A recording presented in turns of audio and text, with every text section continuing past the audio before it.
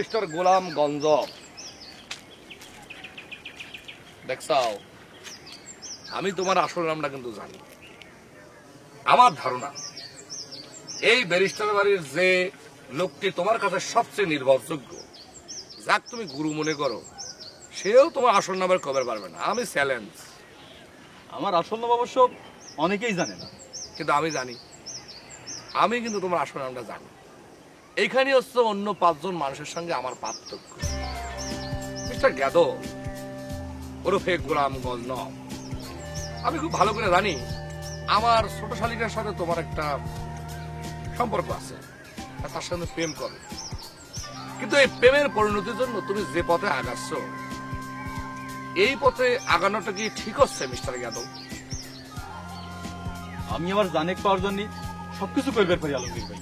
সবকিছু করবে পারো? আমাক যে আলমগীর ভাই করে ডাকতেছ, অথচ ব্যারিস্টার বাড়ির আর একজনকে তুমি দুলাভাই করে ডাকো। খালি দুলাভাই না, তাক তুমি গুরু মনে করো, তাই না? এটা তো মনে করেন যার যার সাথে আন্তরিকতার বিষয়।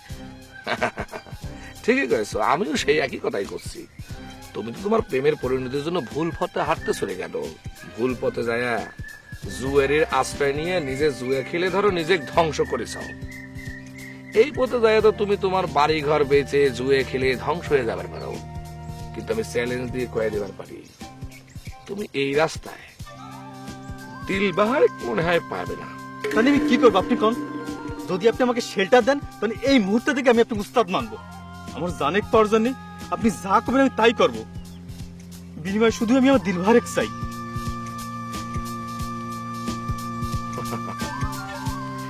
শেল্টার, শেল্টার মানে আশ্রয়। যাই কও না কে, সেটা পাবার লাগলে তো পরীক্ষিত কর্মী হওয়ার দরকার আছে, তাই না? শেল্টার দেব না সে কথা আমি করছি না। আচ্ছা মিস্টার গ্যাদল, ব্যারিস্টার বাড়িতে যে নতুন একজন জায়গি রয়েছে, হাসানুজ্জামান হাসান, তাকে কি তুমি চেনো?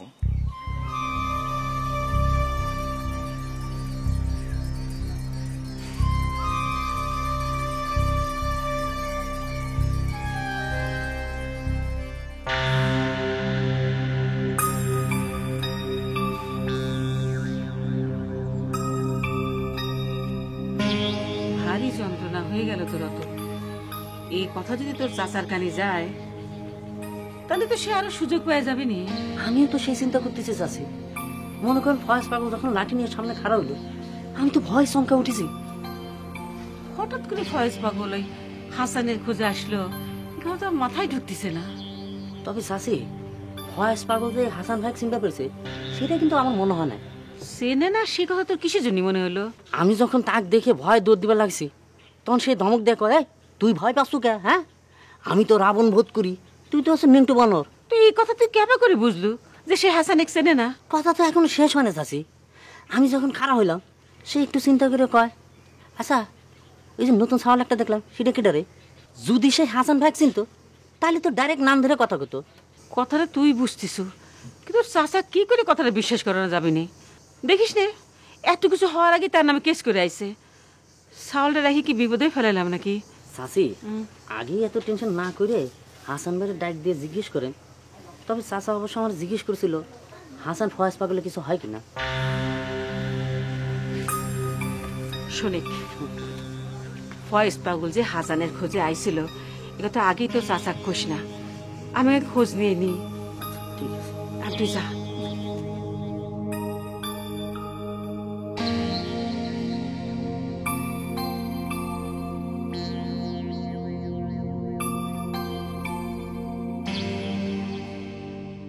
খাতা কলম নাও।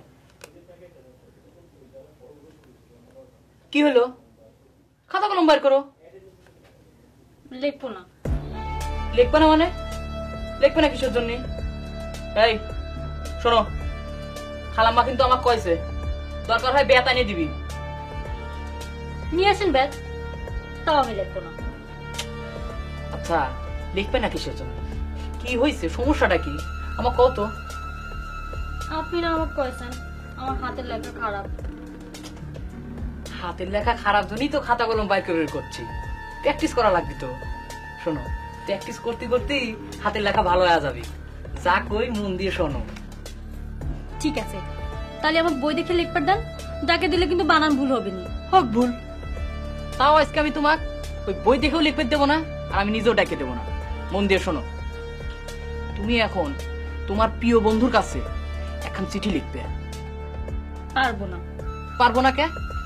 পারবো না কিসের জন্য? এত লজ্জার কি আছে? এনে মনে হয় তোমাকে প্রেম পত্র লিখতে কইছি?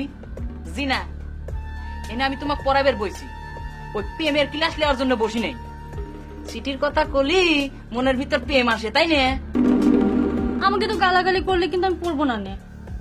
শোনো, ওই ঠিক মতো পড়াশোনা না করলি গালাগালি কে বেতের বারোই খাওয়া লাগবে পারে। আমি যা কই মন দিয়ে শোনো, সেটা করো। তোমার এক প্রিয় বন্ধুর কাছে এখন একটা চিঠি লিখবে। সেটা ছেলেও হইবে পারে, আবার মেয়েও হইবে পারে। তাক তোমাগারে বাড়ির পিঠে খাওয়ার দাওয়াত দিয়ে এখন চিঠি লেখো। যা কই লেখো, 20 মিনিট টাইম। লেখো লেখো।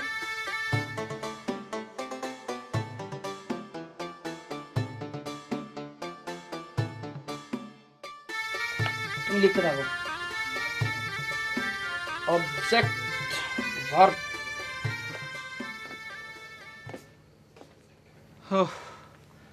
এত ক্লান্ত হয়ে পড়েছি শোনা, মনে হচ্ছে যে শরীরটা ভেঙে আসতেছে। বাবা, তাস খেলে যদি এত ক্লান্ত হয়ে পড়ো, তাহলে হাডুডু ফুটবল খেললে কি করলে নে? তুমি কি করছো মনি? ওখানে তো গার জোরের খেলা। গার জোরের খেলার কোনো দাম নাই। আমাদের তাস খেলা হচ্ছে বেরেনের খেলা। খাটনিও বেশি পড়ে, সেই জন্য দামও বেশি। এই যে দেখো কত ক্লান্ত হয়ে পড়েছি।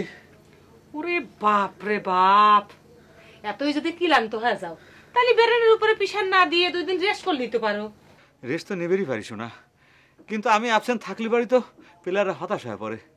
তাস খেলার মধ্যে আবার হাফ টাইমে তো নাই। এটা তো খালি খেলা না রে মনি, নিশাও কবের পারো তুমি। এ আর নতুন কি, দুনিয়ার মানুষ তো তাস খেলা নিশাই কয় শুনেছি।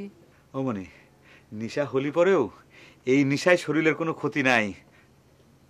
ও শোনা, তোমাকে তো একটা কথা কয় হয় নাই? কি? আজকে তো লাল কার্ড দিয়ে ডাইরেক্ট বহিষ্কার কাক বসে কই দিয়েছ? দিলাম, বহিষ্কার করিয়া। ওই যে শৌখিন প্লেয়ার ক্যাথলিক, মানে জুয়ে খেলার প্রতি চিন্তা করে দেখো, তার কোনো শ্রদ্ধা নাই, ভক্তি নাই। এই মাত্র একটা পয়েন্টের উপরে কিন্তু সর্বসম্মতিক্রমে সে বহিষ্কার হয়ে গেল। তুমি তো বহিষ্কার করে দিয়েছো। তোমার সালে দিলবাহার এসে যে ধরনের কথাবার্তা কইলো, তার তো মনে কর আমার ফুলের মালা দিয়ে বরণ করা লাগবে তা। তুমি কি করছো শোনা? দিলবারও কি জুয়ে খেলা পছন্দ করে নাকি? আচ্ছা কি কইছে কত শুনি। ক্লান্ত শরীরে এত কিছু শুনে লাগবে না, ভালোবাসে কিনা নি শুনবি।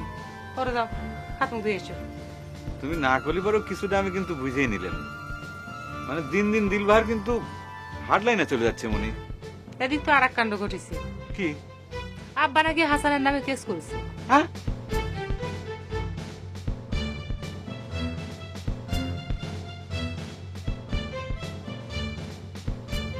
সত্যি করছো? এত কথা শুনে লাগবে না, যাও তো। এই কি রে রকম, তোর সমস্যাটা কি? হ্যাঁ, তুই থাকিস আমার সঙ্গে, তোর বেতন দেই আমি, আর তুই কাম করিস তোর শাশি। মানে চাচা, আমি মনে করি কি চাষির কাজ করা মানে হচ্ছে আপনার কাজ করা, আর আপনার কাজ করা মানে হচ্ছে চাষির কাজ করা। ও তাই নাকি? বাহ, তুই তো অনেক চালাক হয়েছিস রে। তুই চালাক আর আমি গাধা না? ওই আমার সঙ্গে থেকে খবর নিয়ে তুই শাশির কাছে গোয়েন্দাগিরি করা মানে কি আমার কাজ করা? আমি তো গোয়েন্দাগিরি করিনি চাচা। আমার আসল সমস্যা হচ্ছে কি জানেন, আমার পিঠের মধ্যে কোনো কথা চাপা রাখতে পারিনি, সব করে ফেলাই। এই একেবারে খারার উপরে একখান মিশা কথা কয়ে দিবি। হ্যাঁ, তুই জানাস না একটা মিশা কথা ঢাকতে হইলে 100টা মিশা কথা কইতে হয়। আমি কম মিথ্যে কথা বললাম চাচা, আমি যা করছি সব সত্যি কথা করছি, একদম সত্যি কথা। আমার পিঠের মধ্যে কোনো কথা গোপন রাখতে পারিনি, সব করে ফেলাই। আচ্ছা ঠিক আছে, আমি যদি প্রমাণ করে দিতে পারি তুই মিশা কথা কইছিস, তুই কয়বার কান ধরে উঠবাস করবি? 50 বার। কানে ধর। তার আগে তো প্রমাণ দেওয়া লাগবে চাচা। ও প্রমাণ করা লাগবে। ফয়েজ পাগল যে আমার বাড়িতে ওই হাসান সেরারে খুঁজতে আসছিল, সেই কথা খান তুই তো আমারে কস নাই। কইনি মানে ভয়ে ভয়ে চাচা আমি কইনি, মানে ভয়ের ছোটে চাষির কাছে ঘটনাটা কয়েছি। চাষি করলো আচ্ছা ঠিক আছে, এই কথাটা কারোর কাছে কইস না। এই তো, একেবারে হাতে নাতে প্রমাণ হয়ে গেল তুই তোর চাষির জন্য কাজ করিস। এই, তুই যে তোর চাষির দালালি করিস, ফয়েজ পাগল যদি আসে ফট করে আমার মাথার মধ্যে একখান বাড়ি দেয়, তোর চাষি কি আমার বাঁচাইতে পারবে? কানে ধর। চাচা আমার ভুল হয়ে গেছে, মাফ করে দেন। এরকম ভুল আর কখনো করবো না। এখন যদি আমি প্রকাশে কান ধরে উদ্বোস করি তাহলে বলতে জুলফিকার ভাই দেখে বলবি আমার সর্বনাশ হয়ে যাবে। আপনি যখন করছেন অন্য এক সময় 50 বারকে 100 বার কান ধরে উদ্বোস করবো, কোনো ঘটনাই না। ও আল্লাহ, সর্বনাশ হয়ে গেছে। আমি তো গোয়াল ঘরের পাশে হুন্ডা রেখেছি, তোর যদি গুতা দিয়ে তেলের ট্যাঙ্কি ফুড়ে করে যাবে তাহলে তো সব ট্যাঙ্ক মানে সব তাল পুড়ে যাবি। ও আল্লাহ,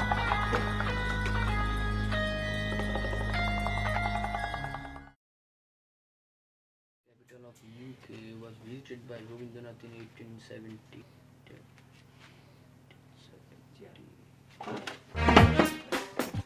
পড়া বন্ধ হবি। আবার কি অপরাধ করলাম জুলফিকার ভাই? অপরাধ নতুন করে তুই আর কি করবি রে স্যাংরা? তুই তো অপরাধের পথ দিয়ে বাড়ি প্রবেশ করিস। ডাইরেক্ট তুই বাড়ি শুরু করে দিলেন যে, রাগ হয়েছে মনে হচ্ছে। এতক্ষণে বুঝলি সে কথা? খালি রাগ না, মনে করিস রাগে ফায়ার হয়ে গেছি। বুঝলাম, রাগে ফায়ার হওয়ার কারণটা কি আমাকে একটু কবেন তো?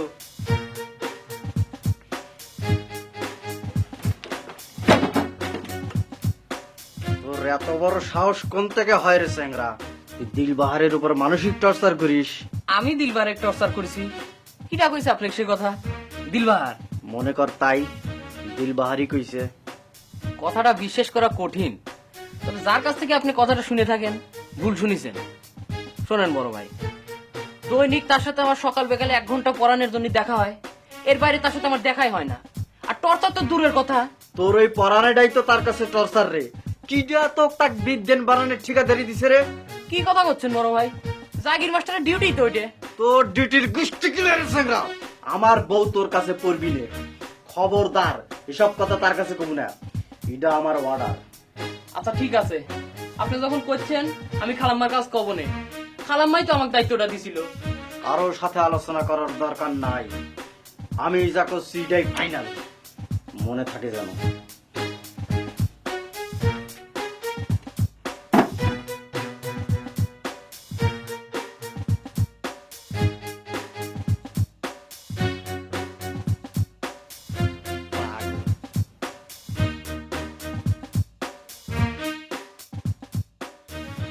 আপনি অত টেনশন করুন না তো হাসান ভাই।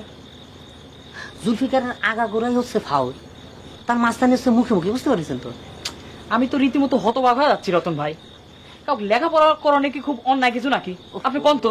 আরে ভাই আপনি বুঝতেছেন না কিছু জন্য, সে নিজেও তো মূর্খ, সেই কারণে লেখাপড়ার প্রতি তার এত রাগ। আমাকে কি কইছে জানেন? কি কইছে? কইছে আমার বউ আর তোর কাছে পড়বি না, তুই তাকে আর পড়ার কথা কইতে পারবো না, আমি নাকি তাকে টর্চার করতেছি। এসব কি কথা? কি কইছে? বউ? হয় দিলবাহার ওর বউ হয়ে গেছে। তাই তো বললো।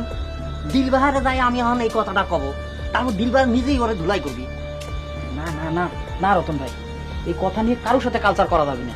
আর তাছাড়া চাচাদান তুই সাপোর্ট দিচ্ছে, আর চাচাদানের ব্ল্যাক লিস্টে অলরেডি আমি পড়ে গেছি। কিন্তু এই কথা নিয়ে যদি বাড়াবাড়ি করবে যাই তাহলে আমাকে বাড়ির থেকে বাড়ি করে দিবি দেখা যাবে। আরে ধর, হ্যাঁ আপনি কি করছেন এই কথা? হ্যাঁ, আপনার যদি চাষি এই বাড়ি থেকে বিদায় না করে তাহলে কারো ক্ষমতা নাই আপনার এই বাড়ি থেকে বিদায় করে, সেটা আমি 100% গ্যারান্টি দিয়ে করতে পারবো। আচ্ছা খালাম্মাই বা আমার জন্য আর কত চাপ সহ্য করবি কম তো? এর থেকে ভালো ওই দিলবারে পড়া নিয়ে আমি বাদ দিয়ে দিই, কি কন? আপনার তো এরকম দুর্বল সওয়াল ভাবিনি হাসান ভাই। হ্যাঁ, জুলফিকারের মতন একটা ফালতু সওয়ালের ভয়ে তার কাছে সিলিন্ডার করবেন, তাহলে আর আপনার খালাম্মার মুখ থাকলো কেন?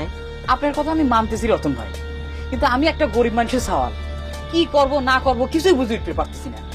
আর তার চাইতে বড় কথা ওই জুলফিকার ভাই আমার সাথে তো হিংসা করে কিসের জন্য, তাই তো বুঝে উঠতে পারতেছি না। শোনেন ভাই, আপনি না বুঝলে কি হবে, সকলেই বুঝতেছে কিসের জন্য আপনার সাথে সে হিংসামি করতেছে। কিসের জন্য? তার ধারণা কি জানেন? আপনি যেভাবে চাষির মন জয় করে ফেলাইছেন, শেষ পর্যন্ত আমার মনে হয় চাষি দিলবারের সাথে আপনার বিয়ে দিয়ে দিবে। সি সি সি সি সি রতন ভাই, এটা আপনি কি কথা মুখ দিয়ে উচ্চারণ করতেছেন? আমি এবারে নুন খাইছি, আমি একটা গরিব মানুষের ছাওয়াল হতে পারি, কিন্তু নুন খায় নুন হারামি এই শিক্ষা কিন্তু আমি পাইনি। কয়া দিলাম। আমি কিন্তু তোমাক লাস্ট ওয়ার্নিং দিয়ে দিচ্ছি। কিছু লাস্ট ওয়ার্নিং? আমি কইছি না তোমার সাথে আমার কোনো কথা নেই। তোমার কথা না থাকতে পারে, কিন্তু আমার আছে। শোনো, তুমি আর তোমার স্বামী মিলে উদ্যোগী হয়ে দিলবাহারের সাথে আমার বিয়েটা দিয়ে দিবে। আর যদি ব্যর্থ হও, তাহলে পরে আমার কাছে তোমার যে চিঠিগুলো আছে সেগুলো আমি তোমার স্বামীর হাতে তুলে দিয়ে প্রেমের সব কাহিনী ফাঁস করে দিব।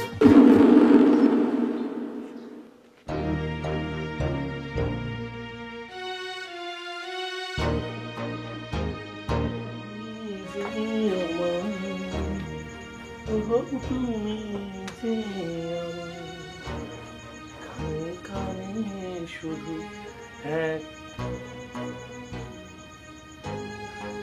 কি হলো অন্তর? আমি গান গাচ্ছি, তুমি কিছু কষ্ট না যে? আর গান না তুমি খুব ভালোবাসো অন্তর? কি হয়েছে? কি হয়েছে? কি হয়েছে? কি আমার অন্তর থেকে পানি কিসের জন্য? আমি কিন্তু আগুন জ্বালাই দেবার পারি। আমার অন্তর থেকে পানির জন্য কিটা দায়ী, খালি তার নামটা কও, আমি কিন্তু আগুন জ্বালাই দেবার পারি। তোমার কিছু করা লাগবে না। তুমি শুধু সাতপুর বাজারে একটা বাড়ি ভাড়া করে ওকে এখান থেকে নিয়ে চলো। আমি এখানে আর থাকবো না। বাড়ি ভাড়া কে? দরকার হলে 2 তলা বিল্ডিং করার যোগ্যতা আমি রাখি। 2 তলা বিল্ডিং করবার পারি। আমার বিল্ডিং এর সামনে ফুলের বাগান থাকবে, 3 মাস পরে ফুল ধরবে, চেয়ার বাইতে বাগানে বসে দুজনে চা খাবো। কিন্তু কথা সেটা না, ঘটনা কি হয়েছে সেটা কও। সকলে মিলে আমার সাথে শত্রুতা করতেছে। আমাকে তুমি এখান থেকে নিয়ে যাও। ফুলের বাগানওয়ালা বাড়ি পরে দেখা যাবে নি, এখন খালি একটা বাড়ি ভাড়া নাও। তুমি তো জানো অন্তর, বাড়ি 1 টাকা। এই আলমগীর বিয়ে খালি একটা তুড়ি মেরে সাথে সাথে 1 ডজন বাড়ি খালি হয়ে যাবে। তোমার যেটা পছন্দ হয় তুমি সেটাই যাই উঠবে, কিন্তু সেটা তো হবে আমার জন্য পরাজয়। আমি তোমার কোনো পলানের মানুষ না। তোমাকে আমি একটা ওয়াদা করতেছি, যারা তোমার সাথে শত্রুতা করতেছে সবগুলো আমি 40 দিনের মধ্যে এই বাড়ি থেকে খেদায় দেব। খেদায় দেব। তুমি সত্যি পারবা? তুমি খালি অর্ডার করো, অর্ডার। অর্ডারের পর থেকে 40 দিন।